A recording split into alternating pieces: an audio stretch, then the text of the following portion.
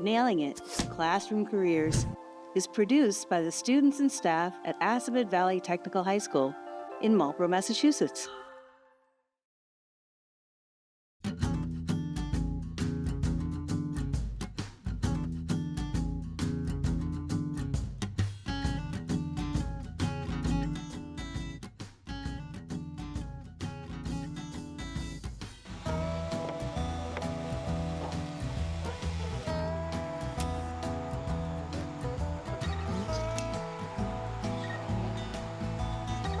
All right, so listen, back in the shop, I know all of you have used a miter saw just like this here back in the shop.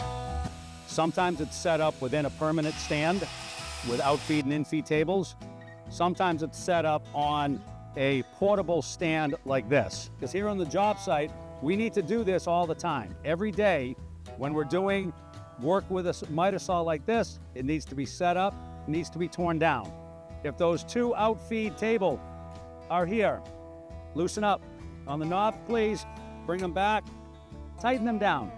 Okay, if you don't tighten them down, carrying, those are gonna fall out, hit you in the shins. So out here on the outside job, everything, all of the skills that they learn back in shop, all the basic skills from model building to shed building and so on, this is just the next step in their education for them to do a real live project that's basically going to be here for 50 years, 100 years to come. And it takes all of their training from earlier years and puts it to the test out here on this job.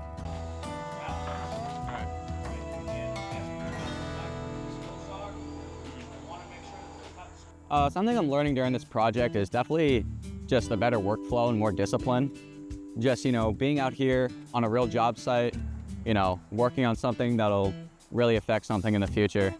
So our goal for today is basically to try to get all of the flat rafters in. At the present time, my students are working on the right side of the building, pre-cutting and installing the flat rafters for a section of roof that is basically what we call a flat roof. You're always measuring from my left to my right, and then you can just hand them up. Get a ladder, set it up right here. So as you're handing it up, you can, because having it over there does us no good. You need it here. On an outside job with this much responsibility, it feels like it's preparing you for the real world and for co-op or in the future after college, anything like that. You started out with students laying down what's called the sill. It's the first member that sits on top of the concrete that gets bolted to the concrete. Kind of a real important part of this because that's what's holding the whole structure to the concrete. At that time too, it's real important that the sill was put on perfectly level, so that the building stays level, and also that we squared up the sill so that when all the rest of the construction happens, the building's going to be square. After that, our students started constructing the walls. We had to build this wall entirely as you see it, laying down flat, and that was the first wall we constructed, and then we stood that wall up using the entire group of students, lifting it up a little bit at a time and setting it in place. Some of the challenges that you have on a project like this here with new construction marrying up against an existing home or an existing building. You can also see that we have a new, very large structural beam. That beam is there to support the flat roof that's on the far side of the building and a cathedral ceiling roof that's over my head. And that beam has to be supported in the existing wall. And challenges further to come. This area right here, we are actually going to have to remove this triple window that is here, completely remove it. We have to remove and patch in the two upstairs windows because that's in the way of the new roof. And what's going to happen in this whole wall is a whole series of structural columns, structural beam. That was structural column. It's going to allow a structural bridge across the top. So the challenge we had there, we're going to do ×4 here to make this a structural situation to pick up a ridge beam that goes up along the top. So our challenges with the old building continue until we can get that part of it done. Well, one of the main things is that we took an existing structure and we're adding an addition onto it. And we had to break through a section of wall in order to make that happen, in order to make it structurally sound. So it was my thought that I didn't want to just leave a wide open space for security reasons, for noise, for dust, for thermal reasons, temperature difference from inside to outside. So one of the first things we did on the project before we opened up the wall to the outside was we built a temporary wall on the inside, providing a thermal break. We covered it with rigid insulation, made sure all of our joints are all sealed up nice and tight. Again, so that the occupants inside the building could still function as though nothing was happening. And again, it's just a temporary wall. Once all of our construction's done and the new space has been fully completed and heated, we can take out that temporary wall and no one knows it was even there.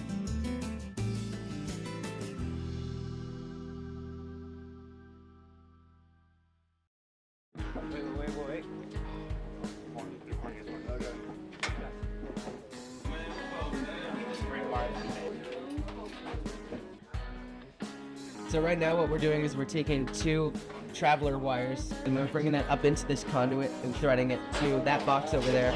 And then it's gonna go to another box. Then we're gonna have 2 3-way switches that turn on all electrically. I always call these just a plastic Mickey Mouse clip because the face of it kind of looks a little like Mickey Mouse. That's what they call them at the supply store as well. I just want to see if we can get these screws so that they're facing upward. And maybe one of your classmates could pass the hand screwdriver.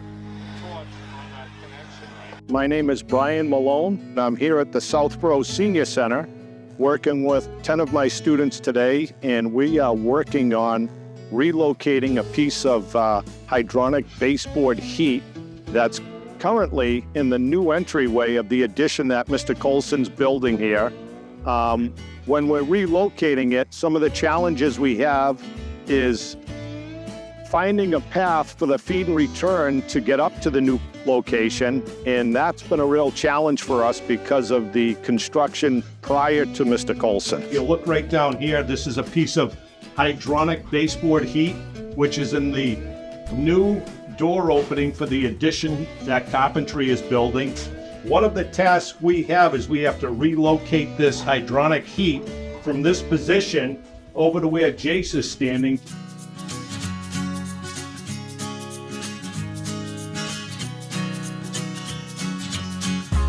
Now we're down below the floor where we were working on that hydronic baseboard heat. And one of the challenges I haven't talked about is the crawl space. We have this tiny opening that we have to go into. It has a dirt floor with a few obstacles, gravel, some construction debris, which we've cleaned up.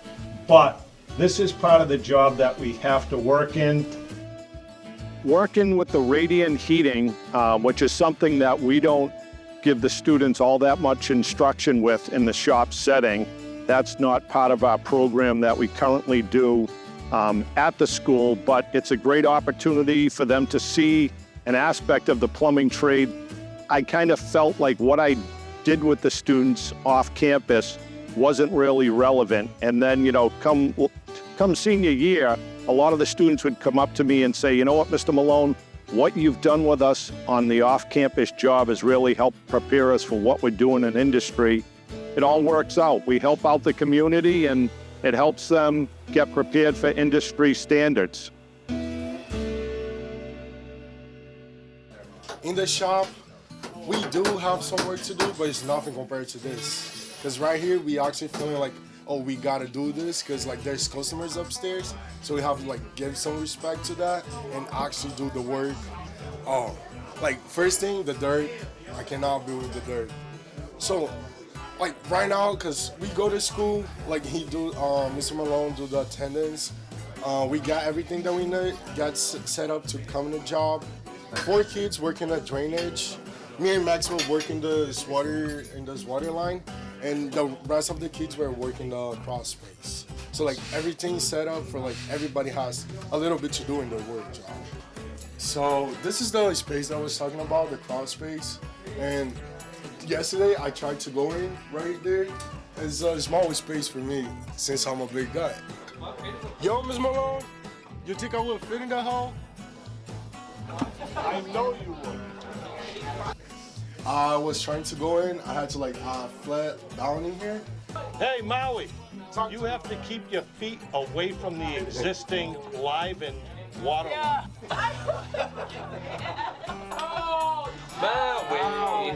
While I was here, I hit my foot in this valve. When I did it, this part right here, it opened, like, so it should have water everywhere. And then when they turn it off, like, it was water all over my back part.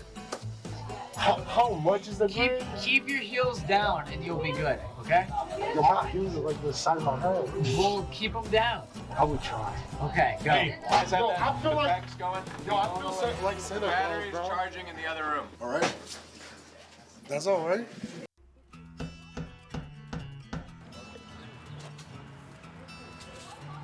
Hey, Mr. Colson. Man, how are you? Good. How you doing? You got a minute? Sure. Hey, first of all, this place looks unbelievable. Well, thank you. We're getting there. Yeah, you are getting there. Hope this weather keeps. Yeah.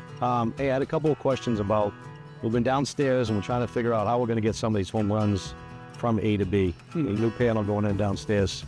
And we got some real elevation concerns, the way your finished floor is and how we're going to get down and through. It's going to be a challenging project due to the nature of the basement downstairs. This has several older buildings that have been kind of blended together, joined by a crawl space underneath. We will be doing some extensive work to the service. That's the power coming into the building. And we'll need to cut through that crawl space with some conduits and stuff. That'll be a challenge. We might have to do something where that half is serviced electrically through one location. Right. Perhaps this half here is also serviced on one location back in. No, that's absolutely correct. So we'll treat from here over any circuitry through that corner and vice versa over here in that corner. Basically what we're doing out here is we're doing either rough framing, getting a weather-tight shell on the building, on the addition. That allows for our other trades, our electricians, our plumbers, and our HVAC programs to come in and do their rough. So they'll do their rough wiring, rough plumbing, and so on. So we prepare the building for them to come in and then do their part of the job. Then they'll move out, we'll do our next step, and then they come back and do their final. We're just cutting the Henry blueskin, we're putting it on that wall over there in preparation to put on some siding. All right, so we'll come back with what we need to raise that up. Okay, identified it, we can shut it down and get it out of the way for plumbers. All right, that's great. So once you get it moved up, like I said, I'll come back in after, I'll get my plywood on the wall. That's gonna allow the plumbers to come back in, do all their mounting brackets, and then they can transfer the heat from one wall to that one. Sounds good. Good, perfect timing.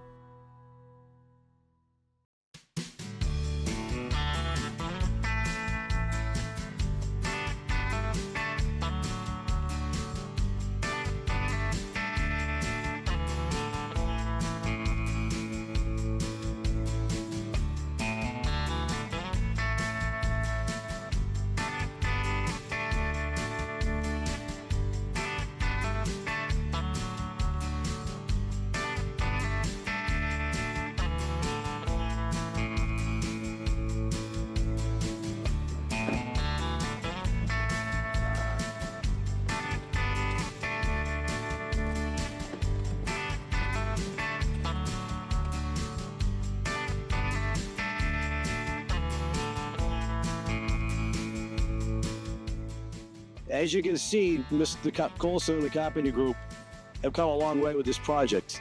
So our wiring within the addition won't start until the addition is actually weather tight. All right, so we don't need our wiring methods to get hit with any environmental rain or any of that material. So what we do is wait till the windows are in and so forth. The windows aren't in just yet because they're finishing the radiant heat loops in the floor that plumbing is doing, and they need the windows open to pour the concrete.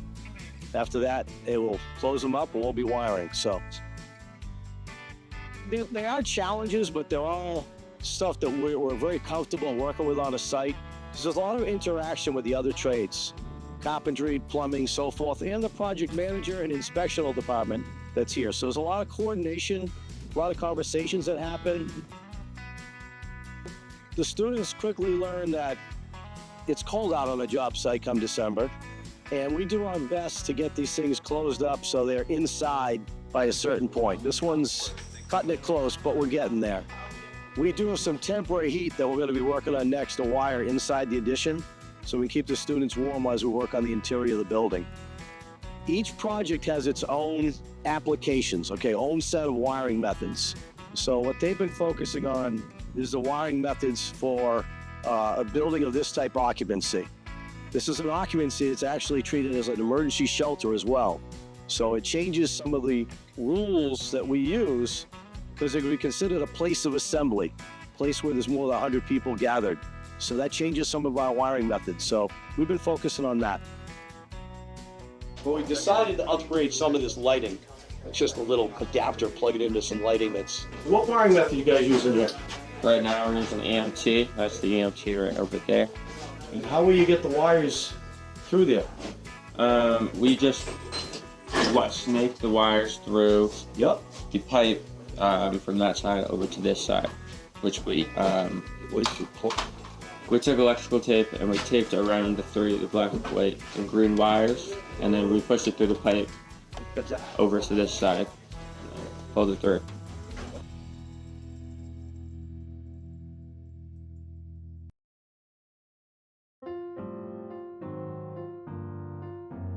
This weather is, the weather has gotten really cold. Definitely a big struggle. I'm barely wearing anything, but you know, we still got work to do.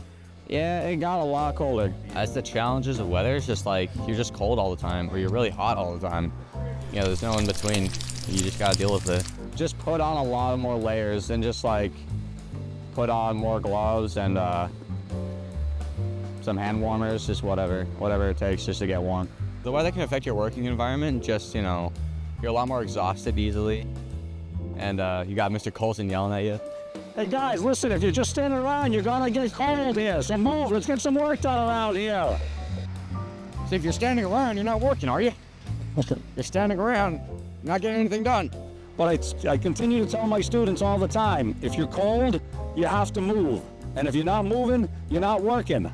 So that's all part of, you know, it's all part of the weather.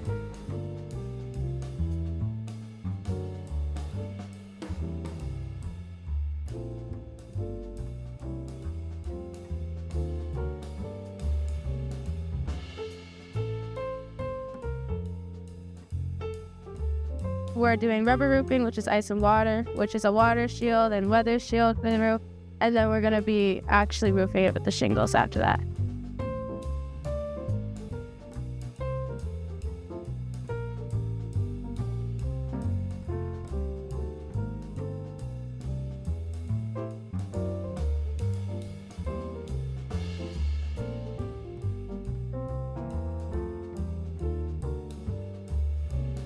So going on an outside job, it's really great. Having your hands on things instead of being in school for 6 hours. The more you get to experience with your friends, they more become like family. And overall, it's just a great time. It's very fun. We get to work with all my classmates. We have 2 different groups, and sometimes we switch it up a bit. So it's really fun working with them. This shop, it helps you kind of grow and learn more about how it is in the real world, how to communicate with other people, how to work better, you know, do things you already should be knowing when you go out into the work field. So out of jobs like this, you're really seeing like how things are coming together throughout the processes of construction. So seeing that step by step, and then in the end, you really get that feeling of accomplishment when everything comes together. This is gonna help me in the future because this is a situation where I can get experiences and I can learn more about the field, and I can feel more about what's gonna be out there waiting for me when I get out to a job site and actually learn a lot of stuff like that I don't learn in the shop, but I get it from having experiences.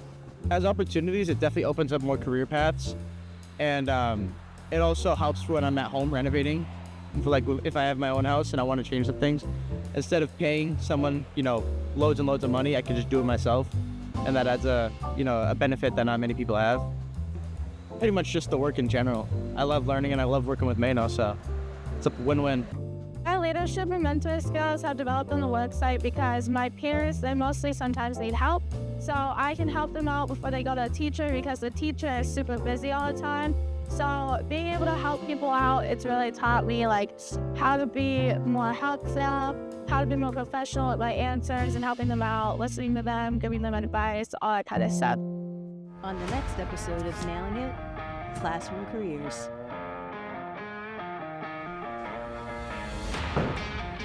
we can take out that temporary wall and no one knows it was even there. Bring it over there, okay? Ah! Declan! Winter season upon us right now, our major concern is getting a weather-tight shell. At that point in time, we need siding, roofing, all of our windows installed, wrapping up the outside of the construction process to get inside the building and start doing their roughing.